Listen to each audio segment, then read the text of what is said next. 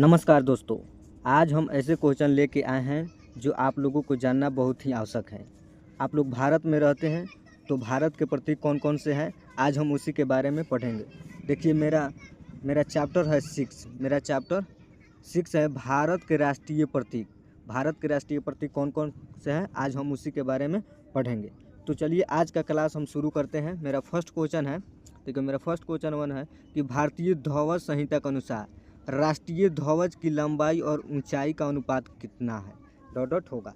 तो हम भारत, देखो ये हमारा क्या है, यह हमारा झंडा है, यह हमारा रुक जाओ, देखिए यह मेरा तिरंगा है।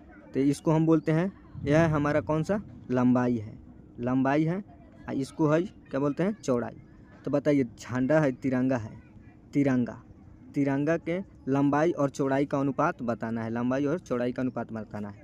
तो देखिए राष्ट्रीय ध्वज की लंबाई होता है 3 और चौड़ाई होता है कितना, 2। तो अब हमको आंसर ऑप्शन में खोजेंगे। तो हम लोग अब ऑप्शन में खोजेंगे। देखिए 4:2 यह नहीं होगा, 3:4 यह भी नहीं होगा, 3:2 जी यह आंसर होगा। आपका आंसर यही होगा। भारत का राष्ट्रीय ध्वज की लंबाई और ऊंचाई का अनुपात कितना होता है, 3:2 होता है। ऑप्शन हो जाएगा 1 का सी, बिल्कुल right answer. Second number question है कि भारत के राष्ट्रीय ध्वज की चौड़ाई और लंबाई का अनुपात बताना है। देखो इस क्वेश्चन में 1 नंबर क्वेश्चन में हम लंबाई और चौड़ाई का अनुपात बताए थे, 3:2 बताए थे। लेकिन इसमें पूछा है कौन सा, पहले पूछा है चौड़ाई हमको पहले पूछा है, तब उसके बाद लंबाई पूछा है। तो देखिए चौड़ाई कौन सा हो जाएगा, चौड़ाई हमारा कितना होता है, तो 2 होता है, और लंबाई कितना होता है, 3 होता है। यानी हमारा ऑप्शन हो जाएगा 2:3। अब 2:3 हम ऑप्शन में ढूंढेंगे सो कौन हो जाए। देखिए 1:2 है, देखो इसमें है 1:2, यह नहीं होगा, 2:3। हाँ 2 का बी इसका राइट उत्तर हो जाएगा, 2:3 हो जाएगा इसका राइट उत्तर। चलो नेक्स्ट प्रश्न आते हैं। 3 नंबर प्रश्न है कि भारत के राष्ट्रीय ध्वज के मध्य में बने धर्म चौक का रंग क्या है। धर्म चौक का रंग क्या होता है, बताओ। धर्म चौक का रंग क्या होता है, बताओ। हरा होता है, नहीं होता है। काला होता है, नहीं। गहरा नीला, जी इसका आंसर हो जाएगा गहरा नीला होता है। धर्म चौक का रंग कैसा होता है, गहरा नीला। धर्म चौक कौन सा है, इसी को हम धर्म चक्र बोलते हैं। इसमें कितने तिलिया होती है, तो 24 गो तिलिया होती है। तो हमारा ऑप्शन हो जाएगा इसका कौन सा, गहरा नीला, ऑप्शन बी इसका राइट उत्तर हो जाएगा। चलो अब नेक्स्ट प्रश्न आते हैं। 4th नंबर क्वेश्चन है कि भारत के राष्ट्रीय ध्वज के चक्र में कितनी तिलिया है। अभी हम आप लोगों को बताए हैं कितनी तिलिया है, तो 24 गो तिलिया है। ऑप्शन हो जाएगा डी इसका राइट जवाब। चलो नेक्स्ट प्रश्न आते हैं। स्वतंत्र भारत के राष्ट्रीय ध्वज का डिजाइन किसने बनवाया था। स्वतंत्र भारत के राष्ट्रीय ध्वज का डिजाइन किसने बनवाया था। महात्मा गांधी बनवाया था, कि रविंद्रनाथ टैगोर, कि बिकालू बकिया, कि बंकिम चंद्र चटर्जी। तो हमारा इसका जवाब हो जाएगा कौन सा, तो इसका जवाब होगा पिकांगली वेलिया। राष्ट्रीय ध्वज का डिजाइन किसने बनवाया था, तो पिकाली वेकिया। ऑप्शन हो जाएगा डी इसका राइट जवाब।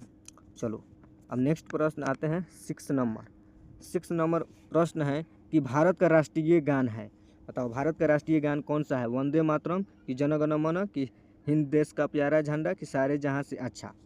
तो देखिए भारत का राष्ट्रीय एक गान होता है, एक होता है गीत होता है, ठीक। तो अभी इसके बाद में पूछेगा से राष्ट्रीय गीत क्या होता है। तो राष्ट्रीय गान क्या होता है, तो राष्ट्रीय गान हमारा होता है जन गण मन। क्या होता है, हमारा राष्ट्रीय गान है जन गण मन, हमारा क्या है, तो राष्ट्रीय गान है। ऑप्शन हो जाएगा इसका 6 का सी इसका राइट जवाब।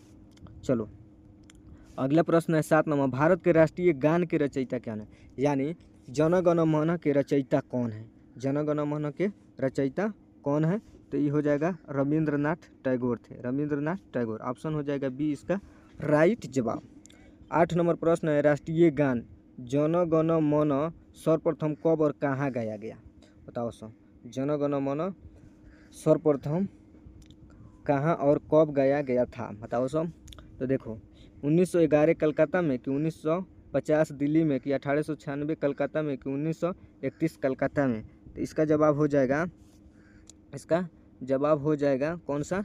तो 1900 कितना 11 में कहाँ? कलकत्ता में। इसका ऑप्शन हो जाएगा 8 का ए इसका राइट जवाब हो जाएगा। चलो अब नेक्स्ट प्रश्न आते हैं। नेक्स्ट प्रश्न है 9 नंबर प्रश्न है, भारत के राष्ट्रीय गान जन गण मन को संपूर्ण गाने में कितना समय लगता है? ये तो आप लोग जानते ही होंगे, बहुत इजी क्वेश्चन है कि 52 सेकेंड का समय लगता है। कितना सेकेंड का? 52 सेकेंड का। ऑप्शन हो जाएगा इसका बी इसका राइट जवाब। 10 नंबर क्वेश्चन है, भारत का राष्ट्रीय गीत है। चलो बहुत ही अच्छा क्वेश्चन है कि भारत के राष्ट्रीय गीत हमको बताना है। हम पहले आप लोगों को बताए थे भारत के राष्ट्रीय गान। तो गान होता है राष्ट्रीय गान कौन सा होता है? तो जन गण मन होता है। और राष्ट्रीय गीत कौन सा होता है? तो वंदे मातरम हमारा राष्ट्रीय गान गीत होता है। ऑप्शन हो जाएगा सी इसका राइट जवाब। चलो अगला प्रश्न है 11 नंबर प्रश्न है, भारत के राष्ट्रीय गीत के रचयिता है, यानी राष्ट्रीय गीत वंदे मातरम के रचयिता कौन है? तो इसका जवाब हो जाएगा कौन सा? बंकिम चंद्र चटर्जी भारत के राष्ट्रीय गीत के रचयिता है। ऑप्शन हो जाएगा बी इसका राइट जवाब। चलो अब नेक्स्ट प्रश्न है 12 नंबर, भारत के राष्ट्रीय गीत के गायन की अवधि है। भारत के राष्ट्रीय गीत के गायन की अवधि कितना है? तो इसका जवाब हो जाएगा, बताओ सर, 90 सेकेंड है कि 65 सेकेंड की 60 सेकेंड की 52 सेकेंड? तो इसका जवाब आप लोग खुद से बताएंगे इससे क्या हो जाएगा, जल्दी से बताइए। तो इसका जवाब हो जाएगा 65 सेकेंड। 65 सेकेंड में भारत के राष्ट्रीय गीत की अवधि है। 65 सेकेंड में वंदे मातरम गीत गाया जाता है। ठीक है, तो इसका जवाब हो जाएगा 12 का सी इसका राइट जवाब हो जाएगा। चलो अब नेक्स्ट प्रश्न में आते हैं। नेक्स्ट प्रश्न है 13 नंबर, भारत के राष्ट्रीय गीत वंदे मातरम सर्वप्रथम कब गाया गया? वंदे मातरम सर्वप्रथम कब गाया गया है? बहुत ज़्यादा मोस्ट इम्पोर्टेंट क्वेश्चन है। आप लोग जल्दी से बताइए इसका जवाब, बताइए सर क्या हो जाएगा। और लाइक करते चलिए, सेशन को आप लोग जल्दी से लाइक कर दीजिए ताकि आप लोगों के भी दोस्त जान सके। ठीक है, तो बताइए वंदे मातरम भारत में सर्वप्रथम कब गाया गया था? तो इसका जवाब हो जाएगा हमारा कौन सा? 1896 ईस्वी में। 1896 ईस्वी में सर्वप्रथम गाया गया था। तो ऑप्शन हो जाएगा इसका 13 का बी इसका राइट जवाब। चलो अब नेक्स्ट प्रश्न पर आते हैं। नेक्स्ट प्रश्न में 14 नंबर प्रश्न है कि भारत के राष्ट्रीय गीत वंदे मातरम किस ग्रंथ से लिया गया है? वंदे मातरम किस ग्रंथ से लिया गया है? तो इसका जवाब हो जाएगा कौन सा? आनंद मठ। इसका जवाब कौन सा हो जाएगा? आनंद मठ हो जाएगा, आनंद मठ। तो इसका जवाब हो जाएगा ऑप्शन डी इसका राइट जवाब हो जाएगा। चलो अब नेक्स्ट प्रश्न है, देखो 15 नंबर प्रश्न है। 15 नंबर प्रश्न है कि आकाशवाणी और दूरदर्शन के दैनिक कार्यक्रम की शुरुआत किससे होती है? यानी आकाशवाणी और दूरदर्शन के दैनिक कार्यक्रम होता है वो किससे होती है? राष्ट्रगान से होता है कि राष्ट्रगीत से होता है कि संतूर वादन से कि फिल्मी धुन से? तो इसका जवाब हो जाएगा राष्ट्रीय गीत से होती है, राष्ट्रीय गीत से होती है। ऑप्शन हो जाएगा इसका 15 का बी इसका राइट जवाब हो जाएगा। चलो 16 नंबर प्रश्न है कि सारनाथ स्थित स्तंभ कौन सा है भारतीय चिन्ह के रूप में गाया गया है? सारनाथ स्थित राष्ट्रीय स्तंभ का कौन सा भाग राष्ट्रीय प्रतीक के चिन्ह के रूप में लिया गया है? तो उसका कौन सा भाग है? तो शीर्ष भाग है। ऑप्शन हो जाएगा ए इसका राइट जवाब। चलो अगला प्रश्न पर आते हैं। अगला प्रश्न है 17 नंबर। देखो 17 नंबर प्रश्न है कि निम्नलिखित में से किस पशु को भारत के राष्ट्रीय प्रतीक में स्थान नहीं मिला है? भारत के राष्ट्रीय प्रतीक के में स्थान नहीं मिला है किसका? तो इसका जवाब हो जाएगा हम लोगों का कौन सा? देखो सिंह का स्थान मिला है, घोड़ा का मिला है, सांड का मिला है, लेकिन ऊँट का नहीं मिला है। ऑप्शन हो जाएगा 17 का बी इसका राइट जवाब। चलो अगला प्रश्न है 18 नंबर, भारत के राष्ट्रीय प्रतीक चिन्ह में कितने शेर दिखाई देते हैं? तो भारत के राष्ट्रीय प्रतीक में कितने शेर दिखाई देते हैं? तो 3 शेर दिखाई देते हैं। ऑप्शन हो जाएगा सी इसका राइट जवाब। 19 नंबर प्रश्न है, भारत का राज्य चिन्ह अशोक महान द्वारा सारनाथ में स्थापित सिंह स्तंभ से लिया गया है। इस राज्य चिन्ह के मूल स्तंभ में कितने सिंह हैं? कितने सिंह हैं? तो इसका जवाब हो जाएगा हम लोगों का 4। ऑप्शन हो जाएगा सी इसका राइट जवाब। चलो देखो 20 नंबर प्रश्न है। 20 नंबर प्रश्न बहुत ही महत्वपूर्ण क्वेश्चन है कि भारत के राष्ट्रीय संवंत के रूप में किस संवंतों को मान्यता प्रदान की गई है? किस संवंत को मान्यता प्राप्त की गई है? विक्रम संवंत की, कोलम संवंत की, ग्रेगोरियन संवंत की, शक संवंत? तो इसका जवाब हो जाएगा कौन सा? शक संवंत। ऑप्शन हो जाएगा बी इसका राइट जवाब, शक संवंत। चलो 21 नंबर प्रश्न है, भारतीय राष्ट्रीय कैलेंडर का प्रथम महीना कौन सा है? बहुत ही मोस्ट इंपॉर्टेंट क्वेश्चन है। मोस्ट इम्पोर्टेंट क्वेश्चन है कि भारत के राष्ट्रीय कैलेंडर का प्रथम महीना कौन सा होता है? बताओ सो, प्रथम महीना कौन सा होता है? फागुन होता है कि माघ होता है कि पूष होता है कि चैत्र होता है? तो बताओ सो, प्रथम महीना कौन सा होता है? चैत्र होता है। ऑप्शन हो जाएगा डी इसका राइट जवाब। चलो 22 नंबर क्वेश्चन है कि सौंग संवत पर आधारित राष्ट्रीय पंचांग अंतिम मास होता है। देखो शुरू होता है चैत्र से, शुरू होता है चैत्र से, और अंतिम माह यानी अंतिम माह होता है कौन सा? तो अंतिम माह होता है हमारा फागुन।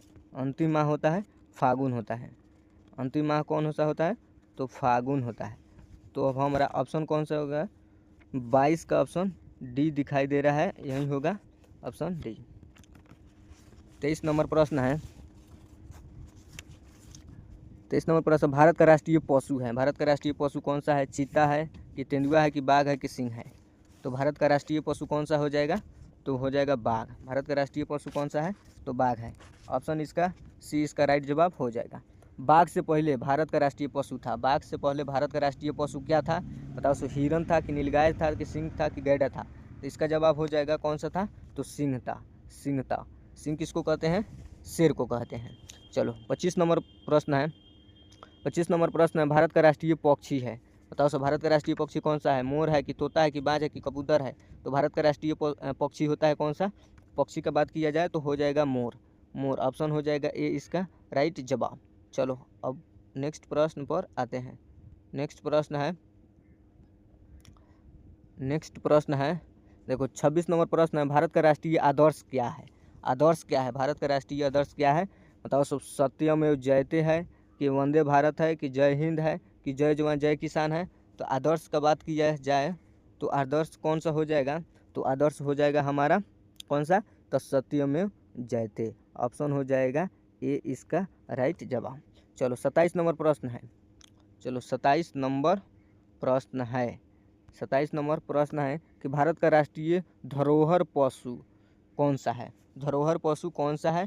तो धरोहर पशु हमको बताना है। तो देखो, घोड़ा यह नहीं होगा, बाघ यह भी नहीं होगा, उसके बाद शेर यह भी नहीं होगा। धरोहर पशु हम किसको कहते हैं? हाथी को कहते हैं। तो हमारा 27 का ऑप्शन हो जाएगा बी इसका राइट जवाब। चलो नेक्स्ट प्रश्न है। 28 नंबर प्रश्न है कि निम्नलिखित में से कौन सा भारत के सारनाथ में स्थित स्तंभ का घटक नहीं है? घटक नहीं बताना है। तो इसका जवाब क्या होगा? आप लोग कमेंट में जल्दी से आप लोग बताएंगे, ठीक है?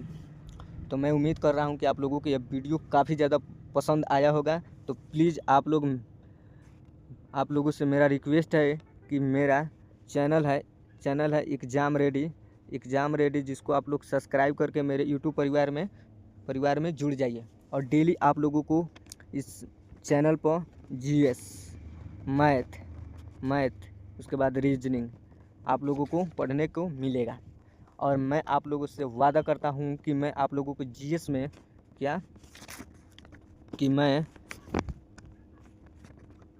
आप लोगों को जीएस में क्या बना दूंगा?